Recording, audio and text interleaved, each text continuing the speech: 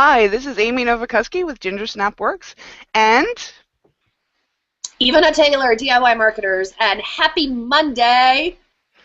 yes, happy Monday. As you can tell, we're both, Ivana has been up since the crack of dawn working with clients overseas, and I've been up since the crack of 9 a.m. making coffee. But I do have this coffee, and this is probably apologize for the late start. But I've actually a really interesting conversation, right, with a client from overseas who is launching a new website, and we were talking about. This is an interesting conversation. We were talking about messaging. You know how Ivana, someone. I think I lost you. I'm here. I'm here. Oh, no, okay, you're back. So we were talking about messaging. You know how lots of websites have that very large, they either have slides or they have like a very large header above the fold. And we were talking about how what you put in there is probably the most important real estate on your website. Right, right. I lost part of what you said because your video stopped for a second. So you're Oh, talking about the large image on your web and having that match your branding? correct. And I was like telling my client that she's in the heart-centered healing space.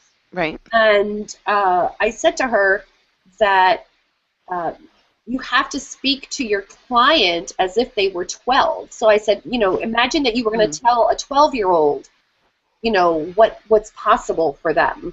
And she started laughing, and I said, there's some good scientific reasons for that. It's true. It's true. And I find that when people put on their little marketing hat, right?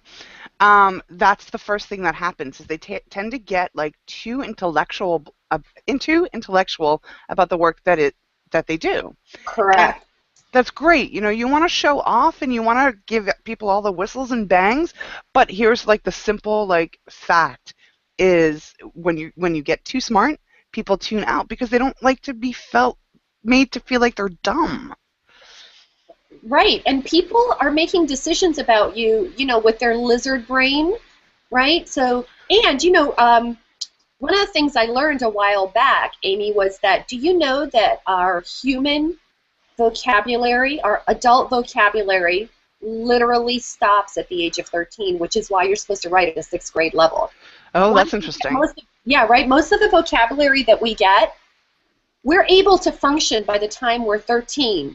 And it's interesting, I have a 14-year-old, and his vocabulary has really expanded, and now I'm going to be curious to see how far he goes from here because, truthfully, over 90% of us never use a vocabulary beyond the age of 13, and we become, it, so this is your marketing hat idea. We think that if we're going to have an adult conversation that we need to use these big words, but the truth of the matter is you will probably have less than a second or two to communicate with your audience, and that means you got to use few words, simple words. So in those slides, my tip was to her, do not use more than 5 words, 5 to 7 words. Of course, she's in Germany, so they could have one word that takes up all that space. Right.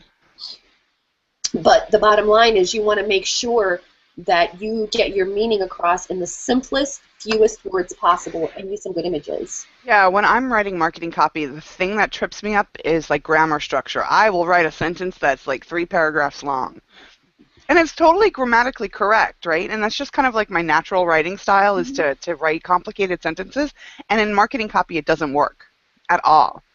Particularly on web copy, because web copy you have such a short period of time to grab people's attention that if they have to figure out a long sentence structure, it just doesn't work.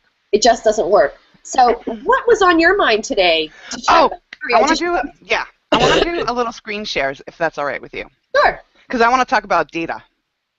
I can't believe you want to talk about data. I have a very cool data thing I learned this morning, but I want to let you talk about yours. This is exciting. But this is just I saw somebody linked to this on Facebook, right? So I'm going to start my screen share, and this little graph, right? And it says top 10 social platforms changes in active usage in the last 6 months, and it looks like Instagram has just blown up. And it looks like Facebook is just starting to really heavily drop off. Mm-hmm. Right? So all I saw on Facebook was this And I've seen this chart before somewhere. I don't know Right. where. So, and I'm like, you know what? That information does not seem correct. Not from like everything that I have seen lately about internet usage. Like Google Plus is starting to get some traction. Twitter has seen a pickup in activity lately. Like this just does not make sense to me. So I went and I looked at the article, the article where the original source, and I scrolled down a little bit, right? And this is what I want you to look at. Source. Global Web Index Q3 2013, Q1 2014. Base. Internet users age 16 to 64, China. Well, no, except China. Oh, except China. Okay, so 16 to 64, that's a huge age range, right? Correct. You're talking about kids in school who maybe don't have their own computers, and then older people also, right? Correct. So these statistics for me are kind of meaningless. It's And they're too broad. It's too broad. So if you're using using statistics to fuel your marketing information, you've got to get specific with your statistics, right? Like for me, having statistics about what teenagers are doing in social media is almost useless because I don't do any work with teenagers in social media, right? Doing work with people 65 and over is almost useless for me too because I don't do. Go back to the chart. Go back to the chart. I know. I'm going to make the screen share again. I know. Where is it? Okay, full screen. So that's my thing. Is like make sure that the data that you're using actually tells a story that you need to be told. Scroll down, and I don't want people to miss out the very important lesson. Stop. Mm-hmm. Lesson number 1. And you glossed over this, and it's the most important thing, which is exactly what you're talking about, right? What's telling you you have to read the little small print. You do. Where it says, first of all, read the question. Which of the following services have you used or contributed to in the past month using any device? First of all, the question alone is huge, right? Mm-hmm. Because you're using any device, right? Right. The second thing that's going on is which have you contributed to in the past month? Meanwhile, when you look at your source, they're saying in the past month, but they're taking Q3 through Q1 of 2014. They're taking, like, how many months is that? 6? Right. Right. So and you always have to like point to what was the question that was actually asked, and then what is the data actually telling you? Mm-hmm. So that what would be the correct way to look at this data, Amy? Right? I mean, in the broadest sense, we could say, right, that instead of looking at it by the numbers, the way I would look at it is I would say, wow, Pinterest, Tumblr, and Instagram, definitely keep an eye on those. Those are getting a lot of frequency, right? Right. Here's why the only information that I would pull away from this particular graphic is 22% of people have not used any of the above social media in the past month. That's the only piece of data that I would pull out of this of any relevance, right? The rest of it, like, it doesn't give me enough information. Great. So Instagram, that tells me you're using a mobile device more than anything else, right? Correct. I would have asked this question differently. On a mobile device, how many times have which device past month? Correct. Right? That would give me more information. So the only data that I would take away from this as being valuable is 22% of people who use the internet have not used one of these social media channels in the past month. Brilliant. Absolutely brilliant. That's perfect. Perfect. That's even better than what Okay, so what was your, let me try and get back to where we were. Okay, so I also post on Question Pro blog. And one of the things, I was doing some research on market research trends, And I ran into a phrase that I was not familiar with, and I ended up doing some research on it. It's called predictive market, right? So the Yeah. phrase is predictive This is market, interesting. right? Basically, it's a financial term. And the financial markets, like, your, what would you call it? The stock market and stuff like that, they use that kind of a data where they are maybe, they have actually created a sample, Mm-hmm. statistical sample of the market, and they're using that to predict where the stock market is going to go. And if anyone is an expert in this, I really would love it if you would comment, because I'm Oh, only, honey, your video is like hanging. well, okay. Can you hear me? You like keep stopping every now and then. Okay. But can you hear the audio? No, no, your audio and video stop. So Okay. we're talking about predictive marketing.